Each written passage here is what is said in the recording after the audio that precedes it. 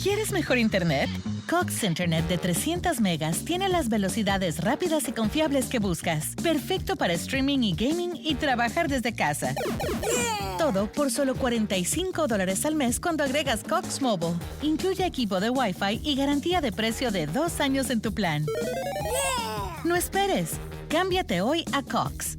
Requiere Cox Mobile Gig Unlimited. Garantía de precio no incluye impuestos y cargos. Velocidad de datos móviles se reduce después de 20 gigas al mes. The NBA playoffs are here.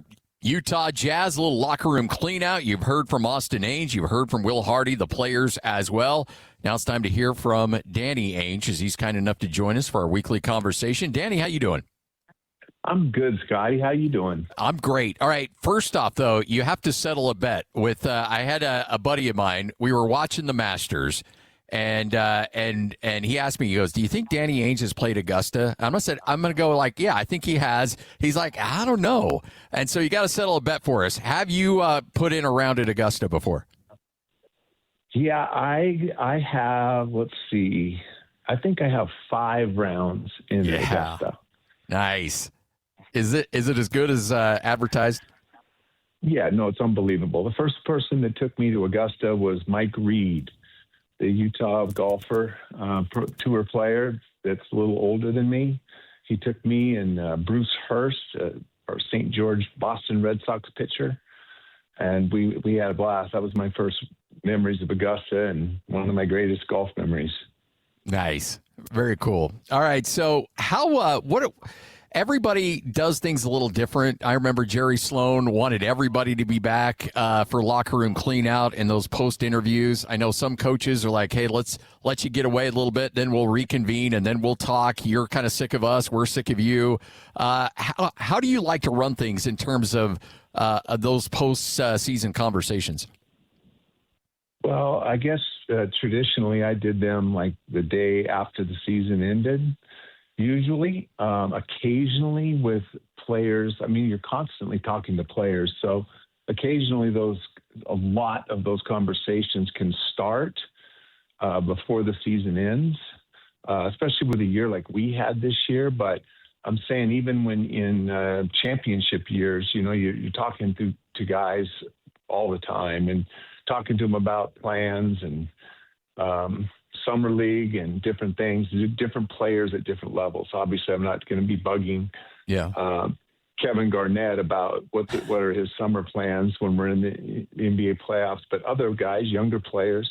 So you start the process earlier. But yeah, the last day is kind of the final tune-in typically for me. I imagine you're not one that shies away from tough conversations, but are those conversations, I mean, obviously you're honest, you're fair, you're direct, but I got to imagine it's important to have those tough conversations at times about what needs to be addressed in the offseason. Yeah. So, it's not my personality to be like really tough on players, but I do like to answer their questions honestly and truthfully about what I see and what I think they need to do and where they stand in their careers and their opportunities. And so I believe in the honesty for sure. I think that, being angry with players and berating players is typically not my style. It's more, if you want to come back here or be back or find a job anywhere, you need to do A, B, and C. But, I think open and honest conversations all the time are very important.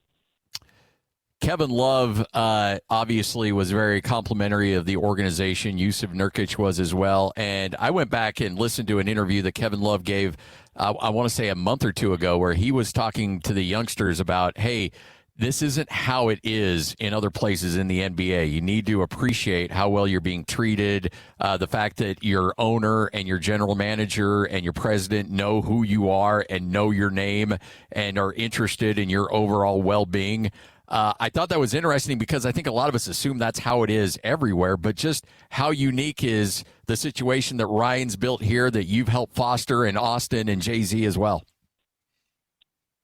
No, I think Utah is a great place, and I think it is a great culture. And we have a terrific coaching staff and front office who does put in time with everybody. And we have a terrific owner that takes great interest in the lives of his people, and really does a lot of good things. I mean, we've talked about before, I think, Scotty, the food, the nutrition, and the strength training, and just like the push. But Will is a great communicator, and Ryan is a great communicator, and so is Austin. Like those, and Justin obviously has been doing it for years. So I feel like it is a good situation. Yeah, we're not.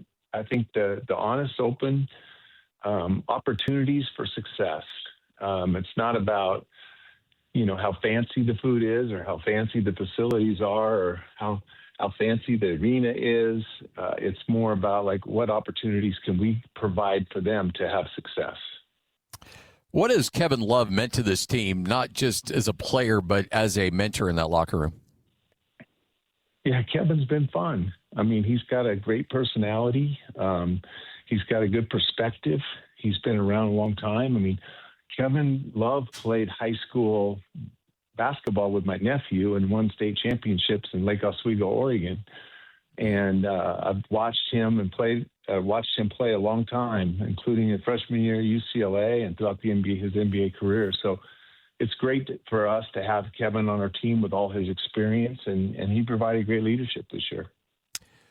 And again, I don't want to get you into trouble. I'm not sure exactly what the rules are in terms of restricted free agency, but what are the conversations like with Walker Kessler and the discussions on what the offseason will look like with him? I think those have just been conversations that have been going on for a long time, last summer and, all during the season.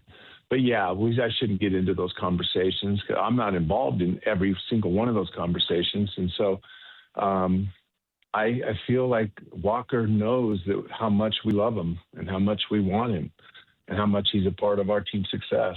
And so, yeah, we'll see what happens.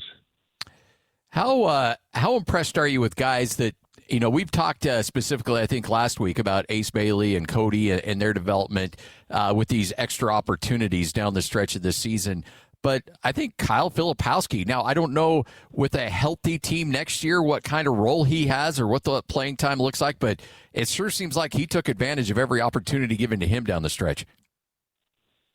Yeah, I thought all the young guys showed really good signs, and what a great opportunity it is for them to play.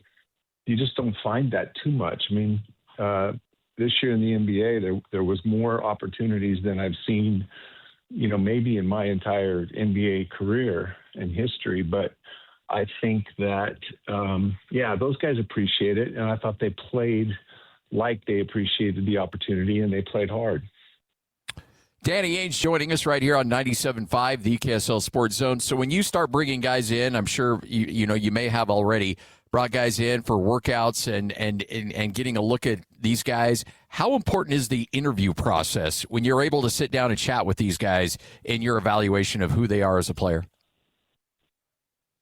I think that it is for sure important. Sometimes it makes a big impact or break some ties with some players. But I think that the interview process and the workouts and the visitations to our facilities and meeting people and all of the close relationship opportunities, learning about the player, his personality, his thought process, watching film with them, I think those are big parts of the evaluation.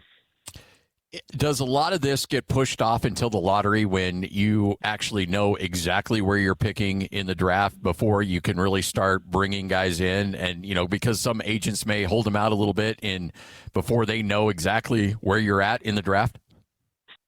Yeah, a lot of agents will not allow their guys to come in for workouts until after the lottery, sometimes usually until after combine.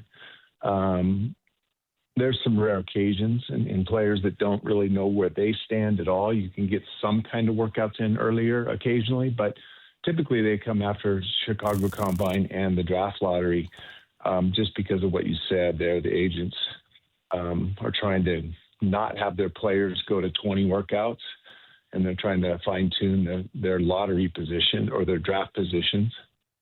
Do you like putting, when you get a guy in for a workout and you push him hard physically, are you looking, because you've seen so much film, you know what he can do out on the court, are you looking to see how he can handle things emotionally as much as physically when you really try to push him, and especially if maybe that's his third workout in 5 days, things along those lines?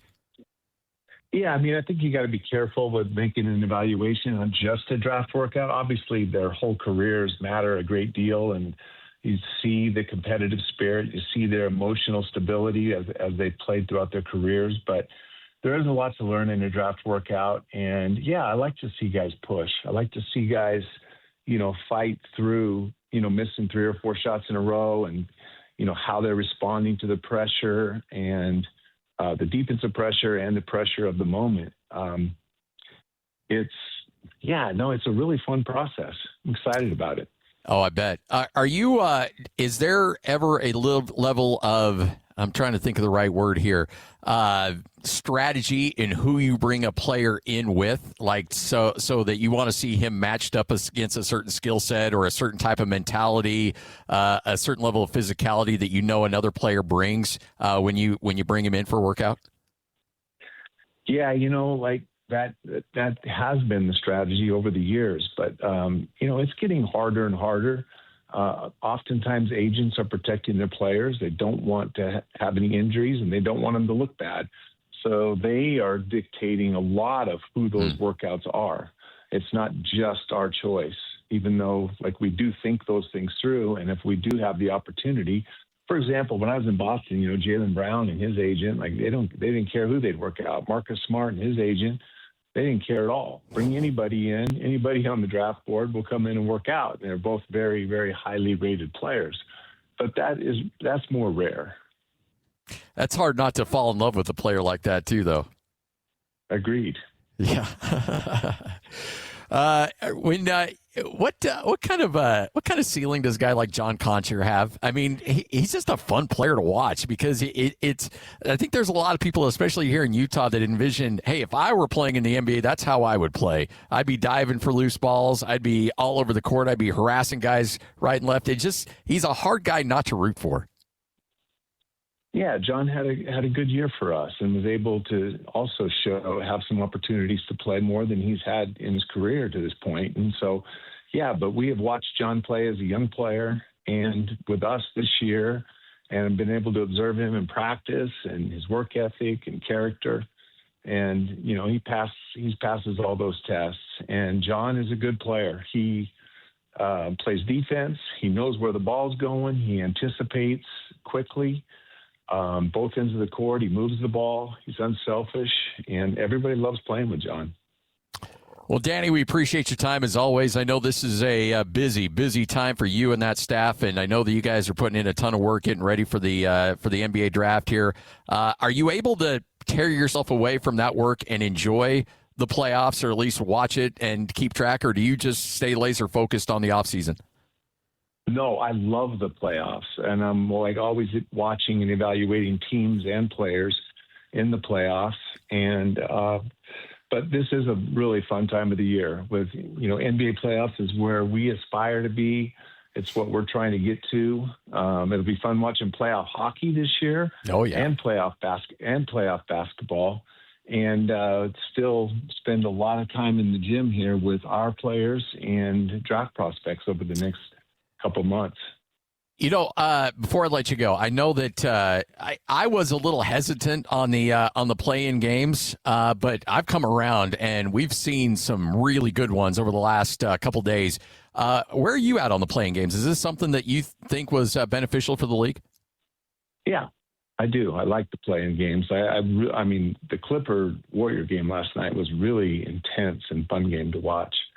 But yeah, no, I do enjoy the play-in situation. Well, Danny, appreciate it. We'll let you go. Thanks for your time as always, and we'll chat again here very soon. All right, Scotty. Have a good summer. You got it. There he is, Danny Ainge, right here on 97.5, the KSL Sports Zone.